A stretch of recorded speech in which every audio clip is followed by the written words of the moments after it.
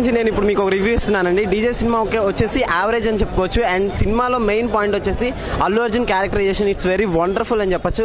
And Harish Shankar taking is good, fights కూడా సూపర్గా ఉన్నాయి. డ్యాన్స్ మాత్రం చెప్పాల్సిన పనే లేదు. బట్ సెకండ్ హాఫ్కి వచ్చేసరికి సినిమా చాలా వీక్గా ఉందని చెప్పాలి. ఎందుకంటే సెకండ్ హాఫ్లో అనుకున్నంతగా ఏం లేదు. ఫస్ట్ హాఫ్లో కూల్గా ఎంటర్టైన్మెంట్గా స్టోరీ నడుస్తుంది. సెకండ్ హాఫ్కి వచ్చేసరికి కొన్ని మెయిన్ ఎలిమెంట్స్ తప్పితే ఎండింగ్ పాయింట్ వచ్చేసి చాలా వీక్గా ఉంది. ఆ విషయంలో హరీష్ శంకర్ నాకు తెలిసి చాలా మైనస్ చేశాడు. ఇంకా పూజ హెగ్డే అయితే సూపర్ అని చెప్పాలి. మెయిన్ లీడ్ ఏం లేకపోయినా బిక్నీతో మాత్రం సూపర్ సెన్సేషన్ క్రియేట్ చేసింది.